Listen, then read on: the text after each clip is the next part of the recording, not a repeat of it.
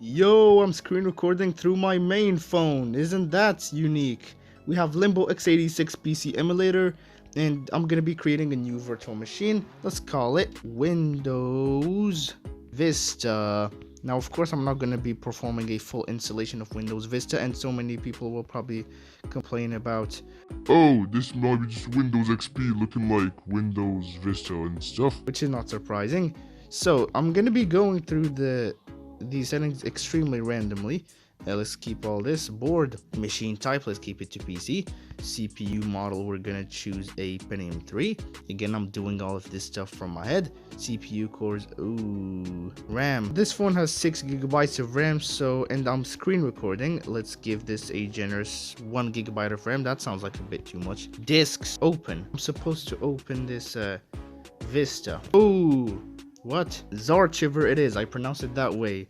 And we go to SD card, we create a new folder, call it Limbo, cut this QCO2 file. We should go to our Limbo and go to here, open, go to our SD card, Limbo, file directory from your internal storage again. Fine, so what are we gonna do this? We're gonna do cut device storage, documents, boom, and now let's just keep pasting. Those are some incredible transfer speeds. Can it detect now, for goodness sake? Alright, ignore the timing, it's totally not like 10 p.m. or something. Anyways, let's go to our Vista virtual machine. Oh, forgot to mention that I removed the 6.1.0 Limbo emulator and instead decided to choose the 2.10 version, which I used in my Windows 7 video.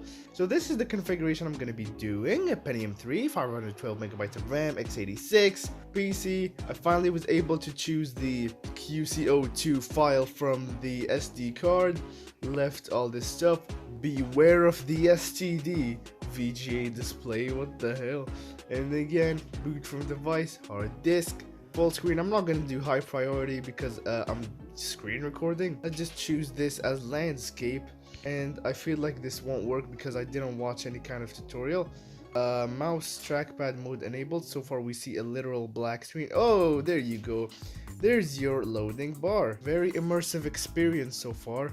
And there is your Windows Vista boot thingy. Now I wonder if we'll get our beautiful Windows Vista logo. Pretty sure there's no sound in this virtual machine. Hey, there's the little boot logo. The mouse is not moving and the boot logo is animated.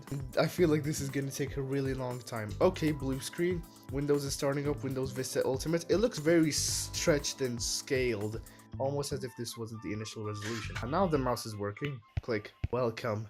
Yes, I feel like this is again gonna be a Windows XP modified, but I really don't care. Yo, we're getting our home screen. This totally looks like Windows XP, but it's themed. Everything looks so low resolution and forced. Yep, this is totally Windows XP. It's just the same thing, but reskinned to look like a whole bunch of different things. This isn't extremely slow as a first observation. Let's click by deep pressing and nothing happens. If I right click again, whoops, I turned off the whoops, I accidentally finished the first screen recording. Okay, now we can go to properties. So far, for 512 megabytes of RAM, this is a bit too fast, I shall say. Maybe it's because of the Pentium 3, but I'm already regretting my words because this is not... Look at that, Windows XP modified. Any weird wacky themes? Nothing. No, not at all. Vistas, Vistas, Vistas, Vistas, it keeps saying. Yeah, this looks very forced so far. Music, yes please. Nothing. Internet, I'm pretty sure we get no internet, but let's see about that. The STD is infecting the appearance. Page cannot be displayed. It's time for the moment of truth. Can we somehow transfer files into the virtual machine? And I'm gonna have to look up some tutorials somehow. Wait, what if I go to this weird drives? No removable drives attached. SD card, none, open. Just go to SD card, for example, literally here, and go to Limbo. The hell is an SD card file? Let's go to the Internet Archive link of Vegas 4.0. I don't know why the hell I'm doing this, because why not? And it seems like a very unique video. It's downloading. And in the meantime, go to this Limbo folder. Okay, so our Vegas is downloaded, so you go to Vegas, Limbo where it is. Shared, should go to Limbo because I found something called a shared folder. I believe theoretically we should be able to just be good to go.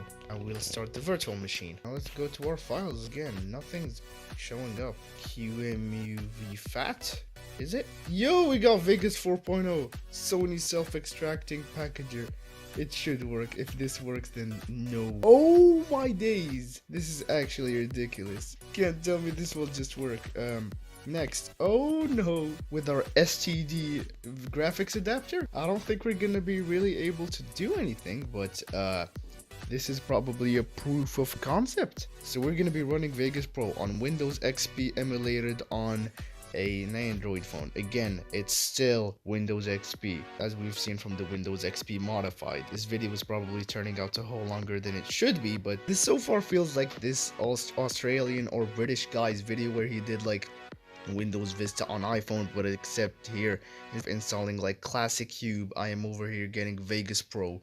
So that is crazy. This just took an insane amount of time, and I have no idea if it's done. Oh! Why did it open like 2? But sure, I would like to run the demo and finish, and there you go. Got a bit too excited. Oh, now we're good. Oh no, the graphical glitches. You mean I can use it, so it's stuff. I can still use it. An error code while starting Vegas DLL files and whatnot. At least I don't need no redistributable packs and stuff, so I'm good. Honestly, does this get straight to the point? What do? We just add text by going to media generators and going to our beautiful and rather good. Oh yeah, right, I can still add the images technically, so put this over here. Ooh, this feels just like the Windows 98 SE in terms of the speed. Let's add a new video layer. Insert video track, text, go to our beautiful soft shadow. There you go, it's opening up at like 5 seconds or something, it's fine. Boom. This isn't as fugly as like a touchscreen interface, and I'm grateful for that. We go here. What I love about this Vegas Pro version is that the fact that the keyframes actually match the timeline preview, unlike recent versions for some reason. So here I'm just gonna go to the text, it just goes over there, but then it suddenly decides to rotate for some reason because get some action going on in the background. It fades. Then in the end it will just shrink out. Add a keyframe and then it will just drag up right like that. Let's make the keyframes smooth. And now let's render because that should be enough. Wait, auto ripple existed all the way back then. Render as, there you go. Why was I blind? Windows for AVI. Yeah, let's just keep all these settings. It's still uncompressed. Let's see if it actually saves or some error will happen. And it's actually saving the thing. I have no idea what this stupid X mark is, but the render like time left, estimated time left isn't too much. So we're just gonna have to wait trademark.